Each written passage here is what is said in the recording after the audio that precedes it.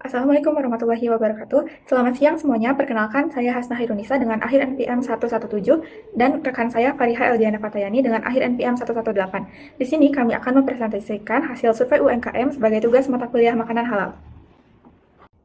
Untuk karakteristik usaha, di sini tertera nama pemilik yaitu Ranti Lestari. Dengan nomor KTP yang sudah tertera, nomor handphone sudah tertera, lama usaha 4 tahun, dan omset per bulan yaitu 1,5 juta dengan modal 150.000 per hari. Nah, untuk alamat usaha di sini di Desa Tanggalun, Kecamatan Kadungora, Kabupaten Garut, depan SMP 3 Negeri Kadungora.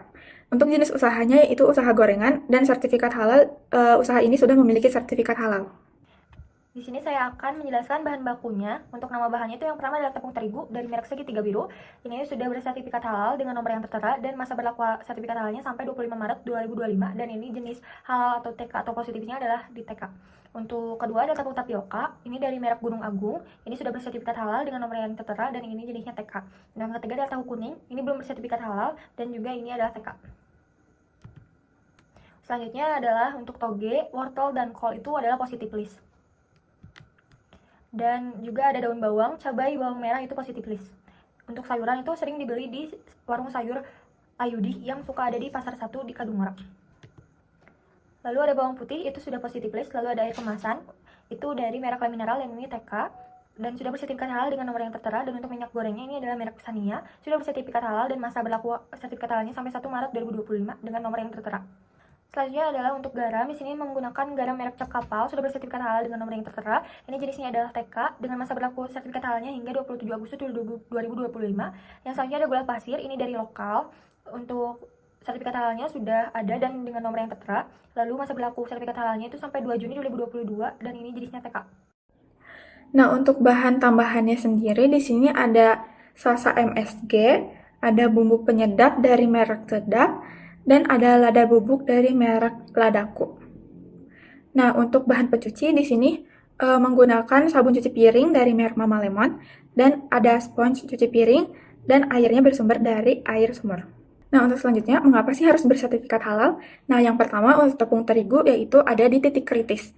Nah, utamanya terletak pada bahan tambahan seperti fortifikasi vitamin dan mineral, serta bahan pembantu seperti L-cysteine. Bahan-bahan ini beresiko tidak halal jika sumbernya tidak jelas atau berasal dari bahan haram, seperti media mikrobiologis yang terkontaminasi atau ekstrak rambut manusia meskipun gandumnya sendiri itu halal.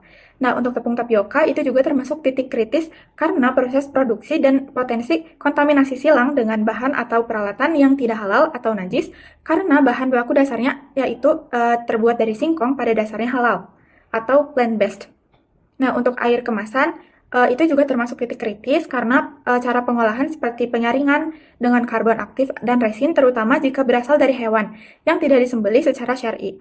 Nah, serta bahan tambahan seperti perisa atau penstabil dan bahan kemasan yang bisa saja terkontaminasi bahan haram. Nah, selanjutnya untuk garam itu juga termasuk titik kritis karena pengolahan garam yang berpotensi terkontaminasi bahan haram atau najis seperti penjamuran dan area yang terkontaminasi kotoran hewan atau kontak dengan peralatan yang tidak halal. Nah, untuk penyedap rasa itu juga termasuk titik kritis karena sumber bahan baku terutama jika dari hewan atau produk mikrobial. Nah, proses produksi, fermentasi dan penggunaan enzim dan bahan tambahan seperti pewarna, minyak atau pengawet. Nah, di sini gula pasir juga termasuk titik kritis karena bahan tambahan dan proses pemurniannya yaitu menggunakan arang aktif, terutama jika berasal dari tulang hewan yang tidak disembelih secara syar'i, dan media fermentasi jika menggunakan produk mikrobial, serta bahan anti kempal dapat berasal dari sumber yang tidak halal. Selanjutnya di sini ada MSG. Ini juga termasuk titik kritis karena media yang digunakan dalam proses pembuatannya. MSG dibuat dengan proses fermentasi dari tetesan gula atau molasses oleh bakteri Brevibacterium. Nah, dalam proses fermentasi dilakukan memerlukan media untuk mengembangkan mikroba. Nah, biasanya media yang digunakan adalah enzim yang terkandung dalam hewan. Hewan yang digunakan harus jelas kehalalannya. Untuk selanjutnya ada lada bubuk. Lada bubuk juga termasuk titik kritis karena asal-usul bahan baku, potensi kontaminasi silang, dan proses penambahan bahan lain dan penambahan bahan anti kepal. Untuk bahan selanjutnya itu ada minyak goreng. tetap termasuk titik kritis karena proses pemurniannya menggunakan karbon aktif dari sumber yang tidak halal. Pengolahan bahan tambahan seperti beta karoten yang memerlukan penstabil hewan dan asal-usul minyak jelantah jika digunakan untuk menggoreng bahan haram sebelumnya. Nah, untuk bahan yang terakhir itu ada tahu kuning. Ini juga termasuk titik kritis karena terletak pada bahan tambahan yang digunakan, terutama zat pewarna, bahan penggumpal, dan potensi kontaminasi silang dalam proses produksinya. Untuk prosedur pembuatannya, itu yang pertama adalah sayur dipotong terus ditumis sebentar, memakai bawang merah dan bawang putih serta cabai, lalu diberi garam dan gula sedikit. Lalu cuci tahu hingga bersih dan tidak berlendir, lalu tiriskan.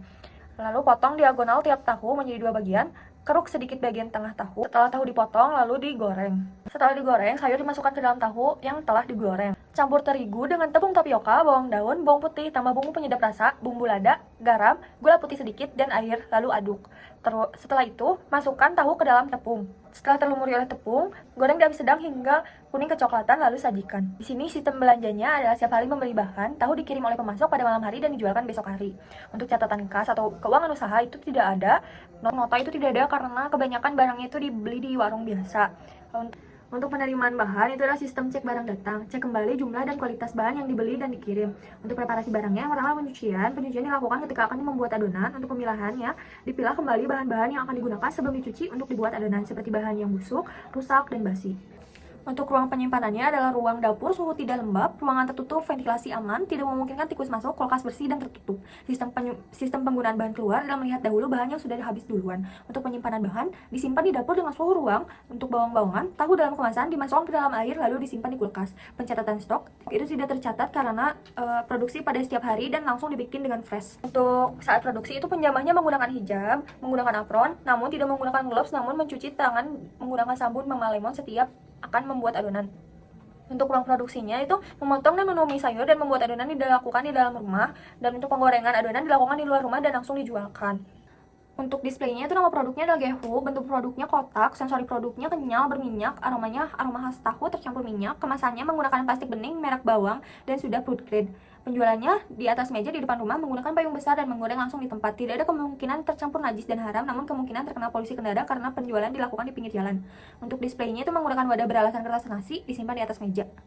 Untuk pengolahan sampah dan sisa produknya adalah untuk sampah, bekas sayuran itu dibuang ke tempat sampah yang ada di dapur pada pagi hari sebelum membuat adonan. Setelah selesai berjualan pada siang atau sore hari sehabis jualan, maka sampah yang ada di dapur itu dibuang ke kolam lele yang berada di belakang rumah sekitar 70 meter dari dapur. Untuk sampah kecil yang ada di tempat jualan itu dibuang ke tempat sampah di pinggir gerobaknya. Dibuang setiap hari setiap selesai berjualan, dibuang untuk dibakar. Untuk sampah plastik, bekas wadah, dan lain-lain itu langsung dibuat ke tempat sampah yang ada di luar rumah dan dibakar setelah sampah itu sudah lumayan banyak. Untuk minyak diganti setiap hari sebelum mulai berjualan. Untuk minyak bekas biasanya dibeli oleh pemulung, dimasukkan ke dalam botol, kadang setiap hari atau kadang 2 hari sekali diambil oleh pemulung.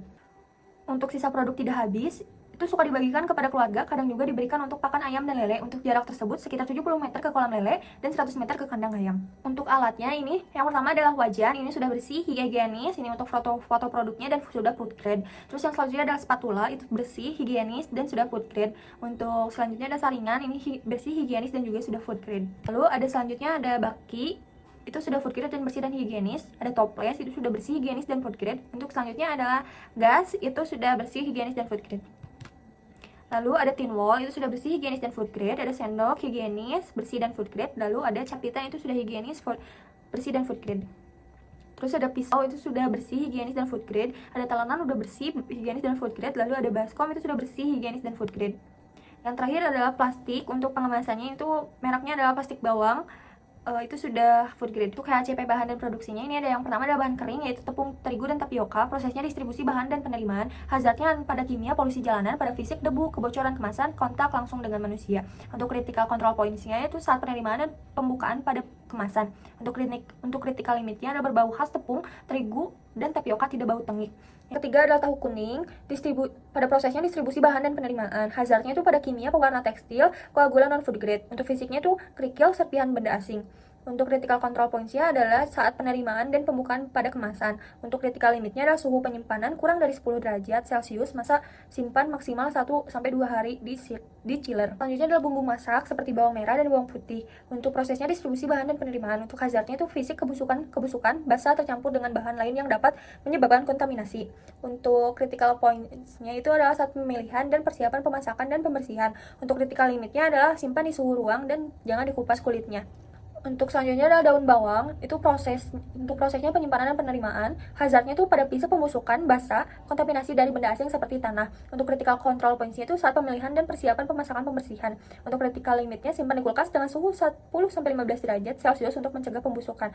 Untuk selanjutnya adalah cabai, untuk prosesnya penyimpanan dan penerimaan. Hazardnya fisik pembusukan, basah, kontaminasi dari benda asing. Untuk kimia adalah pestisida. Untuk critical points-nya adalah saat pemilihan dan persiapan pemasakan pembersihan. Untuk critical limit-nya adalah simpan di kulkas dengan suhu kurang dari 10 derajat Celcius untuk mencegah pembusukan. Selanjutnya adalah sayuran seperti wortel, kol, dan toge. Untuk prosesnya penyimpanan dan penerimaan. Untuk hazardnya itu pada fisik pembusukan, basah, kontaminasi dari benda asing. Untuk kontaminasi dari benda asing seperti tanah. Untuk critical points-nya, untuk critical control points-nya itu saat pemilihan dan persiapan pemasakan pembersihan. Untuk critical limit-nya simpan di kulkas dengan suhu kurang dari 10 derajat Celcius untuk mencegah pembusukan. Selanjutnya adalah minyak goreng. Untuk proses yang pertama adalah proses penggorengan. Hazardnya itu pada kimia, oksidasi minyak. Untuk critical control points-nya itu pada fisik, tercemar dengan benda asing seperti kerikil, debu, rambut, dan serangga. Untuk critical limit-nya tidak menggunakan minyak berulang, maksimal 3-4 kali pemakaian. Untuk minyak goreng, proses penirisan minyaknya itu hazardnya fisik, tercemar benda asing, kerikil, debu, rambut, dan serangga. Untuk critical control points-nya adalah fisik, tercemar benda asing seperti kerikil, debu, rambut, dan serangga. Untuk critical limit-nya adalah menjaga kebersihan alat produksi. Selanjutnya, pada bahan baku minyak, proses terakhir adalah pengemasan. Itu hazardnya fisik, tercemar benda asing, kerikil, debu, rambut, dan serangga. Untuk critical control points-nya itu fisik, tercemar benda asing, kerikil, debu, rambut, dan serangga. Untuk critical limit-nya adalah proses pengemasan dilakukan dengan baik dan diperhatikan kerapatan kemasannya. Saran untuk pengusahanya itu yang pertama, gunakan kemasan kertas sebagai pengganti plastik. Sebaiknya tidak menggunakan kantong plastik untuk mengemas gorengan panas karena panas dan minyak dapat menyebabkan migrasi zat kimia dari plastik ke dalam makanan. Penggunaan kantong kertas lebih aman, dapat menyerap minyak berlebih serta membantu mengurangi sampah yang sulit didaur ulang. Untuk kedua adalah tambahan label atau banner produk. Disarankan untuk membuat banner, label atau identitas usaha sederhana agar produk lebih mudah dikenali konsumen. Penandaan ini dapat meningkatkan kepercayaan konsumen dan memperkuat rasa citra usaha. Yang ketiga adalah pilihan bahan baku tahu yang bersertifikat halal. Untuk produk berbahan dasar tahu, sebaiknya memilih tahu dari produsen yang sudah memiliki sertifikat halal. Hal ini memastikan bahan yang digunakan aman, terjamin kebersihannya, serta sesuai dengan standar keamanan pangan. Untuk yang saran terakhir adalah perhatikan waktu penyimpanan tahu. Tahu tidak boleh disimpan lebih dari 1 hari pada suhu ruang karena mudah mengalami perubahan rasa dan kualitas. Jika ingin disimpan lebih lama, tahu sebaiknya direndam air bersih dan disimpan di kulkas dengan air yang diganti secara rutin agar tetap segar. Berikut adalah dokumentasi saat kami turun lapangan. Terima kasih.